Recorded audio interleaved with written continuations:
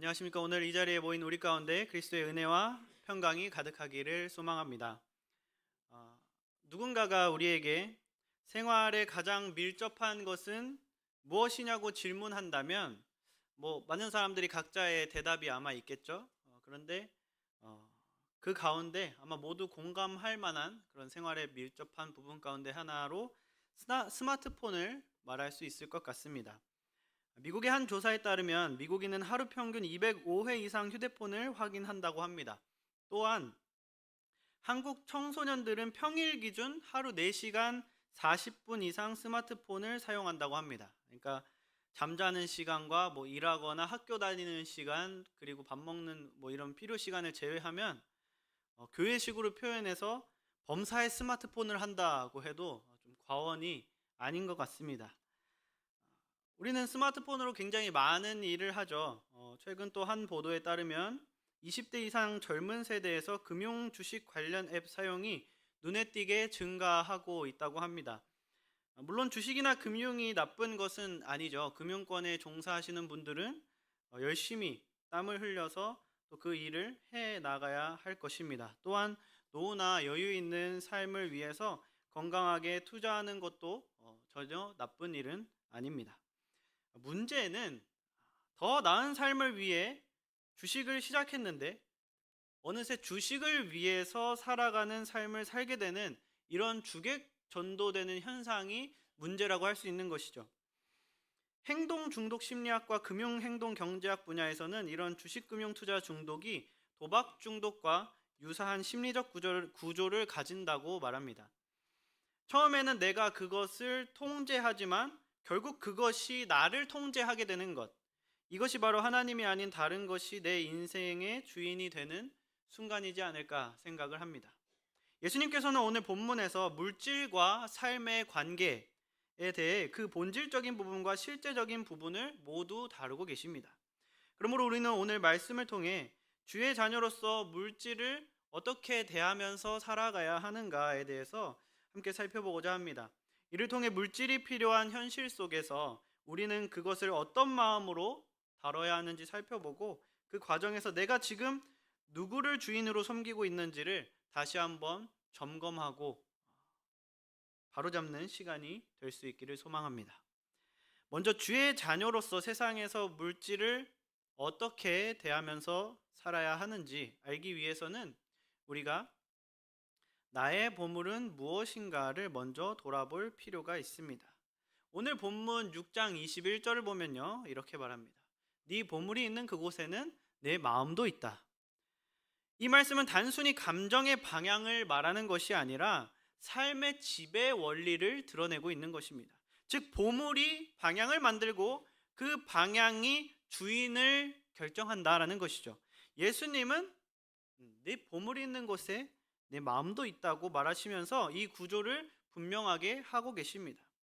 보물이 있는 곳에는 마음이 있고 마음이 있는 곳에는 주인이 있기 때문입니다. 즉 우리의 주인은 내가 어떤 보물을 보는지로 증명된다라는 것이죠. 이 진리는 이어지는 24절에서 좀 더 분명해집니다. 24절을 보면 한 사람이 두 주인을 섬기지 못할 것이니 혹 이를 미워하고 저를 사랑하거나 혹 이를 중히 여기고 저를 경히 여김이라. 너희가 하나님과 재물을 겸하여 섬기지 못하느니라. 여기서 말하는 두 주인은 명백하게 하나님과 돈, 부, 재물, 물질이죠. 예수님은 재물을 단순한 물건이 아니라 사람을 다스리는 또 다른 주인으로 지금 묘사하고 계십니다. 24절의 핵심은 분명합니다. 우리는 모두 어떤 주인의 종이 될 수밖에 없는 존재다라는 것이죠. 동시에 우리는 두 주인을 섬길 수 없고 오직 한 주인만 섬길 수밖에 없는 존재라는 것입니다. 물론 사회적으로 여러 리더를 섬길 수는 있습니다. 학교에서 선생님을 섬기고 직장에서 상사를 섬기며 교회 오면 목자를 섬기고 그렇게 기능적으로는 우리가 여러 리더들을 따를 수 있죠. 하지만 예수님이 말씀하신 주인은 그런 역할적인 의미가 아니라 인생의 주권이 누구에게 있느냐라는 근원적인 질문인 것입니다. 예수님은 두 주인을 섬기기 어렵다라고 말씀하지 않으셨다는 걸 우린 기억해야 합니다. 두 주인을 섬기는 건 어려운 게 아니라요, 그럴 수 없다라고 예수님은 단언하셨다라는 것이죠. 예를 들어 우리가 교회 생활과 직장 생활을 동일 선상에 두며 겸할 수 우리는 있다고 생각하지만 실제로 양쪽 모두에 전적으로 충성하기는 불가능하다라는 말입니다. 또한 예수님은 하나님과 대조되는 주제로 재물을 택했죠. 이는 직전 문맥, 오늘 본문 앞에 문맥을 보면 우리가 이전에 살펴봤던 이제 금식에 대한 이야기가 나오는데요. 이 직전 문맥에서 봤던 단식이 금식을 대표하는 것과 구조적 병행을 이루고 있는 거예요. 그러니까 우리가 곡기를 끊는 것을 금식의 대표로 그전에서 말했지 않습니까? 그것이 이어져 와서 재물이 쉽게 말하면 공중의 권세 잡은 자, 하나님과 적대하는 또 다른 주인으로 재물을 지금 대표하는 그런 문학적, 구조적 병행을 지금 성경이 보여주고 있는 거예요. 즉, 재물이 인간의 마음을 가장 현실적으로 지배하는 강한 힘을 갖기 때문에 실제적 우상의 대표로 예수님이 제시하셨다는 겁니다. 또한 본문은 이를 미워하고 저를 사랑하거나 혹 이를 중히 여기고 저를 경히 여김이라 라고 말하셨습니다. 먼저 사랑과 미움의 대조에 대해서 말씀하시는데요. 이것은 단순한 감정의 문제가 아니라 앞서 말했듯이 충성의 방향을 말합니다. 하나님을 사랑하면 재물을 미워할 수밖에 없고 재물을 사랑하면 하나님을 미워할 수밖에 없다는 얘기예요. 예수님은 단언하고 계시다는 것을 우리가 성경에서 자세히 살펴봐야 한다는 것입니다.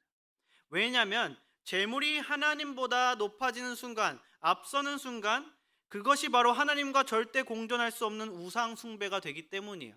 우상 숭배는 정도의 차이, 그것으로 예수님이 따지지 않고 적든 크든 우상 숭배는 예수님과 공존할 수 없다는 겁니다.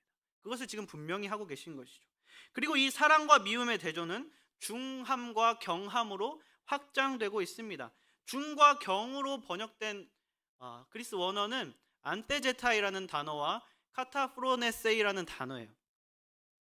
이 안테제타이라는 단어는 붙잡다, 충성하다라는 뜻이고 카타프로네세이는 업신여기다, 멸시하다라는 뜻을 가진 단어입니다. 즉 쉽게 말하면 하나를 붙잡으면 다른 하나는 그냥 다른 것들과 평범한 보통의 가치를 가지는 게 아니라는 거예요.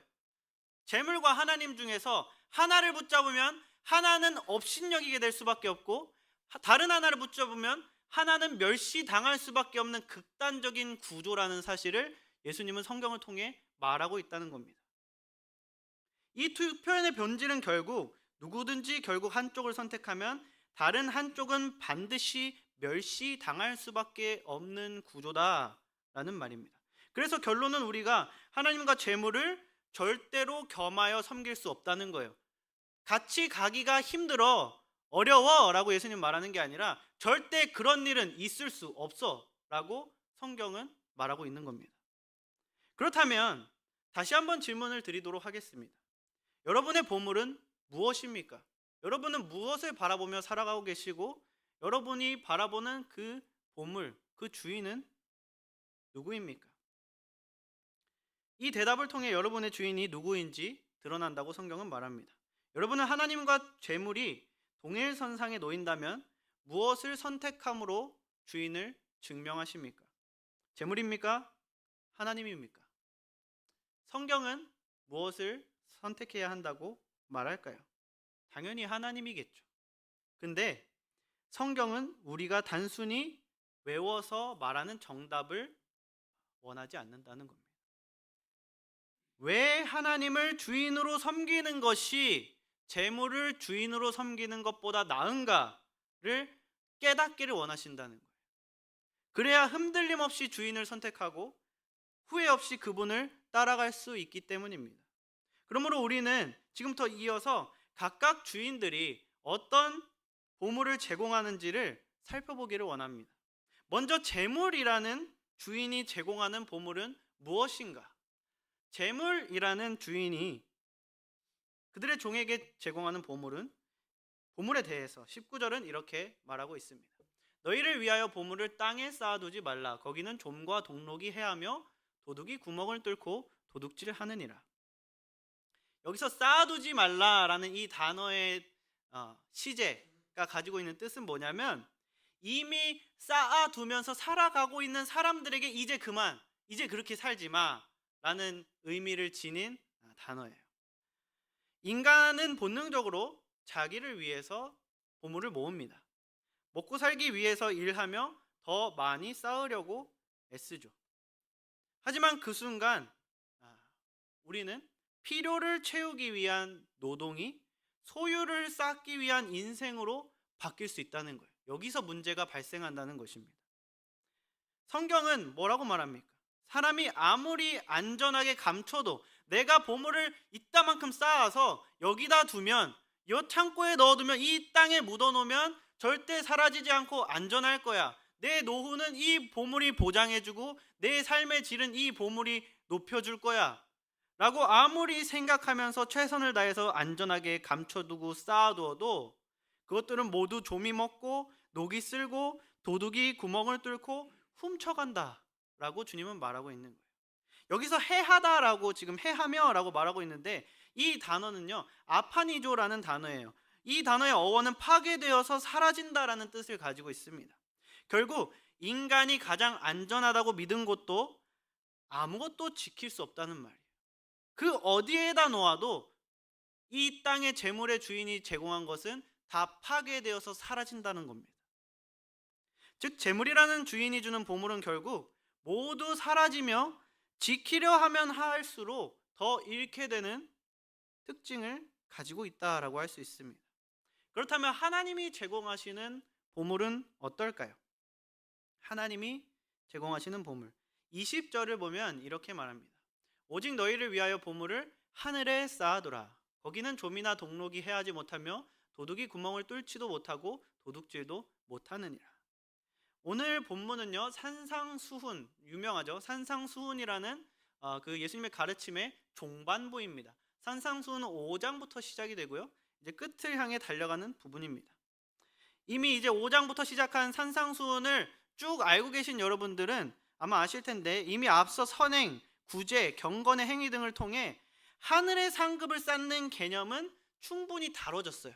산상수훈의 초반부와 중반부를 통해서 그 개념은 이미 수도 없이 많이 다뤄졌음을 우린 성경을 통해 확인할 수 있습니다. 그에 이어 오늘 본문은 거기서 이제 마지막에 한 발짝 더 나아가서 실제적인 실천의 삶을 다루고 있는 거예요.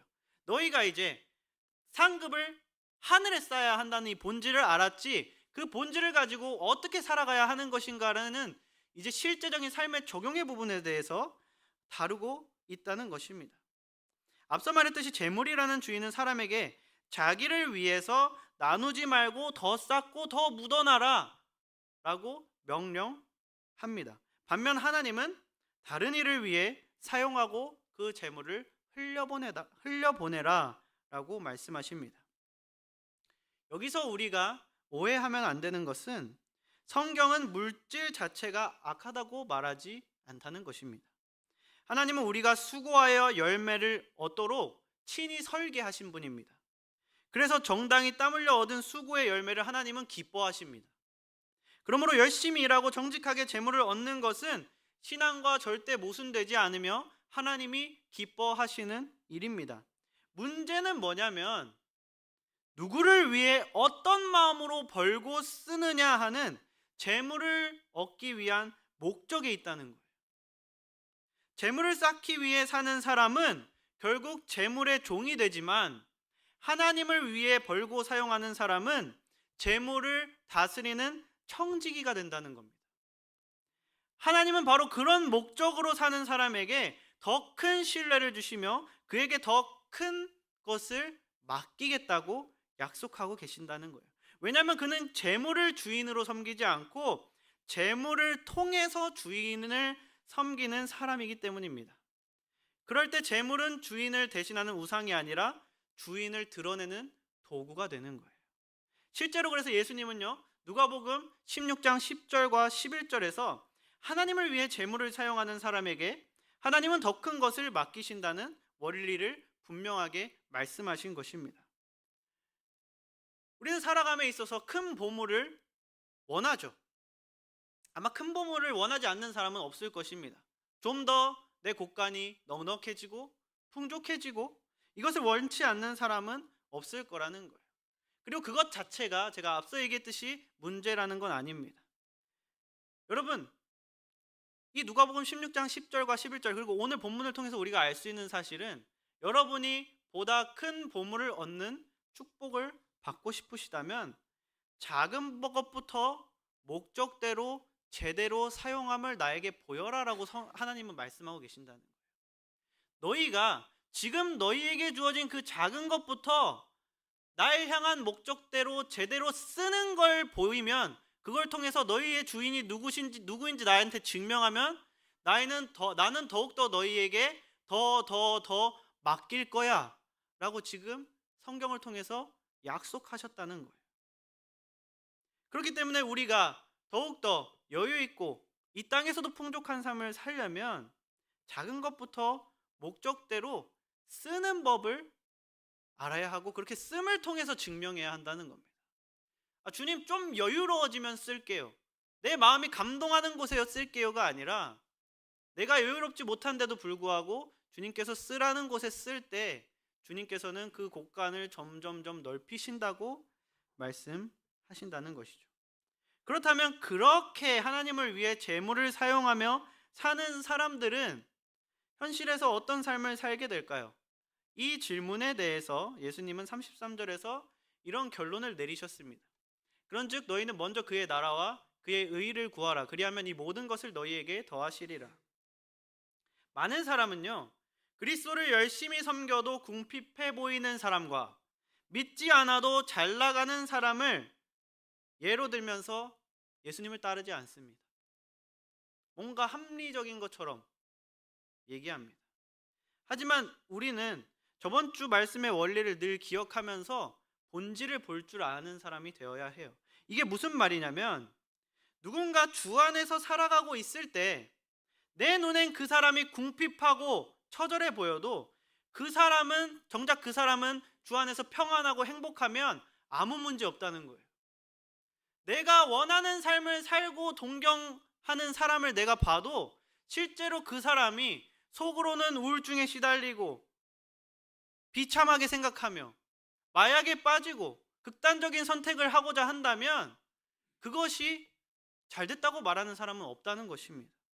또한 만약 누군가가 주를 위해 수고하고 봉사하고 있는데 계속 궁핍해하고 힘들어하고 있다면 그것은 그 수고와 봉사의 동기가 잘못된 것일 수도 있고 혹은 더 큰 것을 주시려는 하나님의 은혜의 길 위를 걷고 있는 중일 수도 있습니다.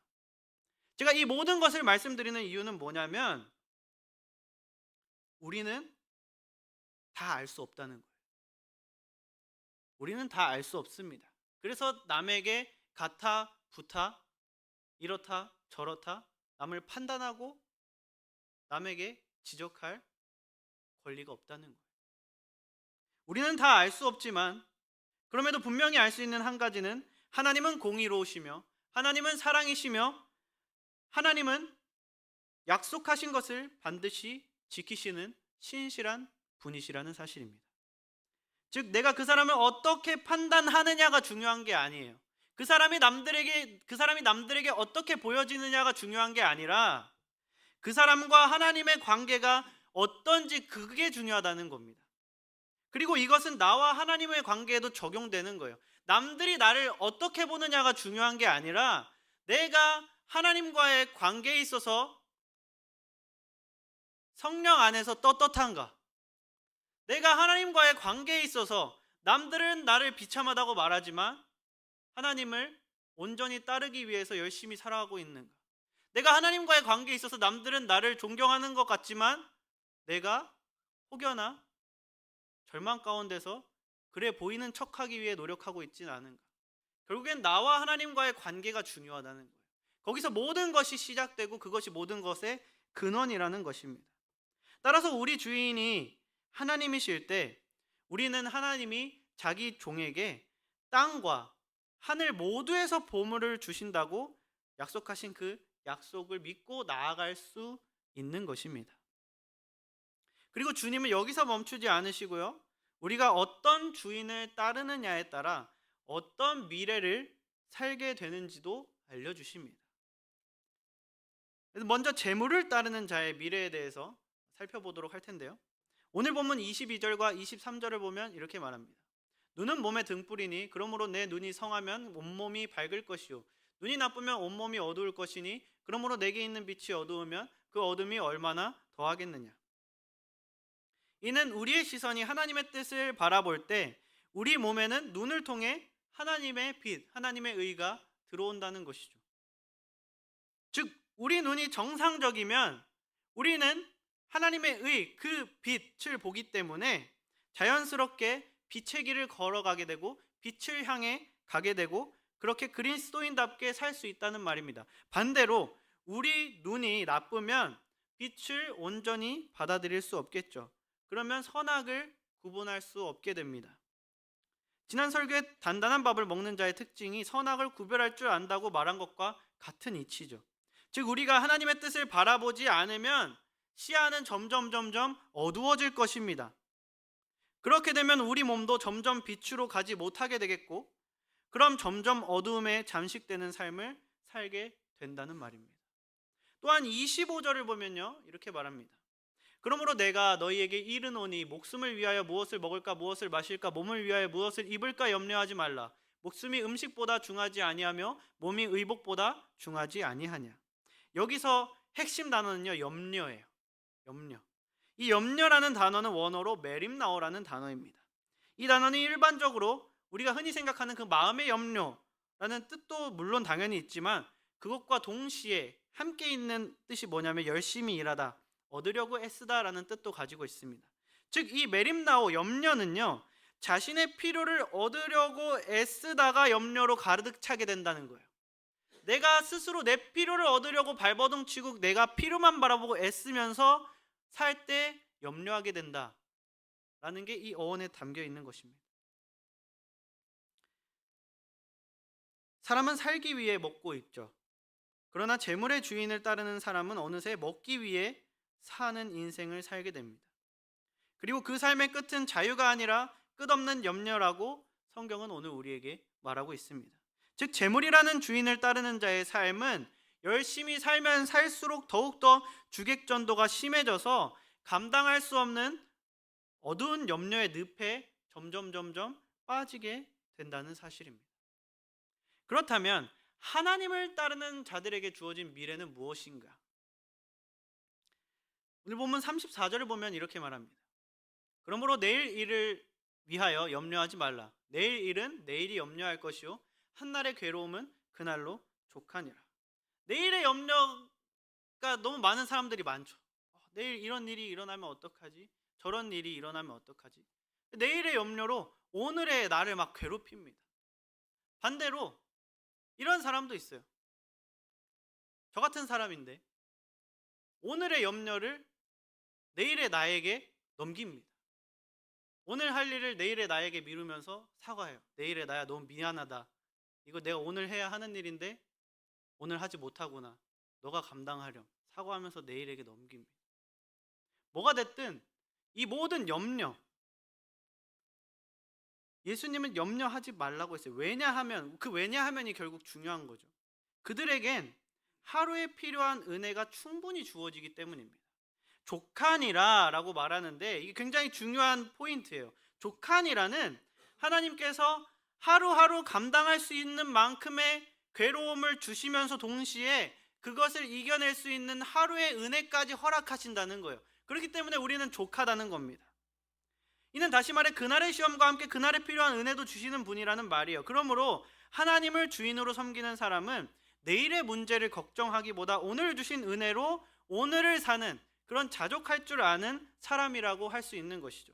하나님은 우리의 기도를 외면하시는 분이 아닙니다. 오히려 나보다 나의 필요를 더 잘 알고 그래서 가장 정확한 때에 가장 알맞은 만큼 채워주시는 분이 바로 하나님이십니다. 그런데 우리는 종종 그것을 부족하다고 느끼면서 더 많은 것을 요구하는 거예요. 그러니까 하나님은 필요한 모든 것을 채워주시는데 우리가 부족하다고 더 달라고 하니까 우리의 삶에는요 항상 부족함만 있고 항상 원망과 불평만 있는 것입니다. 여러분 자족은요 더 이상 구하지 않아도 됨이 아니라 지금 주신 것으로 감사한다는 믿음의 고백인 것입니다. 사도 바울도요. 그래서 빌립보서 4장 11절에서 13절을 보면 나는 어떠한 형편에든지 자족하기를 배웠다고 말하면서 내게 능력 주시는 자 안에서 내가 모든 것을 할 수 있다라고 말했습니다. 그래서 하나님을 주인으로 섬기는 사람은 오지 않는 내일을 걱정할 필요가 없다는 거예요. 하나님이 오늘도 내일도 족하게 채우실 것을 믿는 사람들이기 때문입니다. 그러므로 우리는 오늘의 염려만으로도 충분한 존재들입니다. 하나님은 오늘의 문제를 감당할 수 있는 매일의 은혜를 주시며 내일의 일은 내일의 은혜를 주실 것을 약속하셨기 때문입니다. 27절에서 예수님은요, 너희 중에 누가 염려함으로 그 키를 한 자라도 더할 수 있느냐라고 말씀하셨어요. 이는 염려한다고 해서 해결되는 게 아무것도 없다는 거예요. 염려는 할 수 있는 게 아무것도 없다는 겁니다. 그러므로 하나님을 주인으로 섬기는 자의 미래는 불안이 아니라 평안이며 부족이 아니라 자족임을 우리는 알 수 있습니다. 우리는 지금까지 두 주인을 섬길 수 없으며 각각 주인들은 어떤 보물과 어떤 미래를 제공하는지를 살펴봤습니다. 마지막으로 오늘 본문은 우리에게 선택한 삶의 책임은 누가 지는지를 말합니다. 우리가 주인을 선택했겠죠? 그럼 각각의 주인을 선택했을 때 그 선택에 대한 책임을 누가 지는가? 본문 26절에서 30절을 보면 하나님이 어떤 분이신지 분명하게 보여줍니다. 공중의 새를 보라. 심지도 않고 거두지도 않고 모으지도 않지만 하나님께서 그들을 먹이신다 라는 말씀은 새도 이렇게 돌보시는데 하물며 하나님의 형상을 따라 창조된 사람은 얼마나 더 귀하게 내가 책임지겠니? 라는 말입니다. 그리고 이어서 들의 백합화를 예로 드시며 수고도 길쌈도 하지 않지만 하나님께서 그 옷을 입힌다라고 말씀하십니다. 여기서 수고는요, 남성이 생계를 위해서 하는 매일의 노동을 말하고 길쌈은요, 여성의 일상적인 삶을 말합니다. 즉, 이 수고도 안 하고 길쌈도 안 한다는 이 말에 들어있는 뜻은 하나님의 돌보심과 책임지심이 남자나 여자나 할 것 없이 모든 사람의 매일의 수고를 초월하는 영역에 있다라는 말이에요. 또한 주님은 이렇게 말씀하셨습니다. 솔로몬의 모든 영광으로도 들의 꽃 하나만 갖지 못하니라. 유대인들에게 솔로몬의 영광은요, 인간이 얻을 수 있는 최고점이에요. 그것의 대명사가 바로 솔로몬의 영광입니다. 즉 인간이 만들어서 얻을 수 있는 최고의 영광도 하나님의 작디 작은 일하심과 비교할 수 없다라는 거예요. 그래서 예수님은 31절부터 33절을 통해 이렇게 결론을 짓고 계십니다. 그러므로 염려하여 이르기를 무엇을 먹을까 무엇을 마실까 무엇을 입을까 하지 말라. 이는 다 이방인들이 구하는 것이라. 너희 하늘 아버지께서 이 모든 것이 너희에게 있어야 할 줄을 아시느니라. 그런즉 너희는 먼저 그의 나라와 그의 의를 구하라. 그리하면 이 모든 것을 너희에게 더하시리라. 주객이 전도된 염려는 이방인들, 불신자들이나 하는 것이라고 예수님은 말씀하십니다. 그리고 그런 삶을 종용한 재물이라는 주인은요, 아무것도 책임지지 않습니다. 아무것도 책임질 수 없습니다. 하나도 책임지지 못합니다. 야고보서 1장 14절 15절을 보면요, 이렇게 말합니다. 각 사람이 시험받은 것은 자기 욕심에 끌려 미혹됨이니 욕심이 잉태하면 죄를 낳고 죄가 장성하면 사망을 낳느니라. 즉 재물이라는 주인을 섬기는 사람은 결국 그 욕심과 죄 그리고 사망의 결과를 스스로 감당해야 된다는 거예요. 이게 무슨 말이냐면 재물은 유혹만 줄 뿐 결코 책임지지 않고 책임질 수 없다는 겁니다. 반면에 하나님을 주인으로 섬기는 사람은 다릅니다. 그분은 우리가 알든 모르든 우리에게 필요한 모든 것을 아시고 책임지고 채워주시는 분이십니다. 그리고 하나님께서 우리의 필요를, 우리를 책임질 수 있는 이유는 그리스도께서 십자가에서 우리 죄를 이미 책임지셨기 때문입니다. 그러므로 그런즉 너희는 먼저 그의 나라와 그의 의를 구하라. 그리하면 이 모든 것을 너희에게 더하시리라는 약속은 우리의 빛이자 소망이고 이루어질 수밖에 없는 언약이라는 사실입니다. 말씀의 결론을 맺겠습니다. 우리는 오늘 시작하면서 내가 바라보고 쫓아가는 보물은 무엇인가에 대해서 생각해보는 시간을 가졌습니다. 나는 하나님의 빛이라는 하늘의 보물을 사모하는가? 아니면 세상의 재물을 사모하여 그것을 목적 삼아 살아가는가? 나는 보다 더 그리스도인답게 살기 위해 열심히 일하며 재물을 버는 사람인가? 나는 재물을 벌기 위해 발버둥 치며 교회에 나와 소원을 비는 사람인가? 성경은 절대 주인을 겸하여 섬길 수 없기에 한 주인을 선택해야 한다고 말했습니다. 재물이라는 세상 주인은 그 세상 주인이 주는 보물은 땅에 쌓을 수밖에 없으며 땅에 쌓은 재물은 다 부패하고 녹슬고 도둑맞아 파괴되어 사라질 수밖에 없는 보물이었습니다. 또한 그 주인을 따르는 자들은 삶의 주객이 바뀌어 감당할 수 없는 염려의 늪에 빠져 어둠 가운데 사망에 이르며 그 책임은 온전히 모두 자신이 져야 한다라는 사실을 오늘 말씀을 통해 살펴봤습니다. 반대로 하나님은 땅에서도 매일에 필요한 모든 것을 주시며 하늘의 영원한 상급도 동시에 주심으로 주를 따르는 자들을 완벽하게 책임지시는 은혜와 사랑의 하나님이다라는 사실을 살펴봤습니다. 사랑하는 성도 여러분, 오늘 말씀을 듣고 난 뒤 여러분은 어떤 주인을 섬기고 싶어지셨습니까? 재물입니까? 하나님입니까? 아마 재물을 섬겼었는데 계속 재물을 섬기고 싶은 분도 계실 것입니다. 그리고 재물을 섬겼었지만 하나님을 섬기기로 마음이 바뀐 분도 계실 것이고, 하나님을 섬겼었지만 하나님을 더욱 섬기기로 결단한 분도 계실 것입니다. 아마 모든 분들이 다 계시겠죠. 하지만 바라옵기는 여기 계신 모든 분이 썩어 없어질 것을 쫓다가 모든 책임을 떠안고 사망에 떨어져 땅의 것과 하늘의 것 모두를 잃지 않기를 소망합니다. 원하옵기는 여기 계신 모든 분이 영원한 것을 바라보며 하나님을 섬겨서 땅의 것과 하늘의 것 모두를 얻어가고 점점 늘려가는 삶을 살 수 있기를 소망합니다. 그러므로 재물이 아닌 하나님을 주인으로 선택하여 염려가 아닌 은혜로 감사하며 살아가는 우리 모두가 될 수 있기를 주님의 이름으로 축원합니다.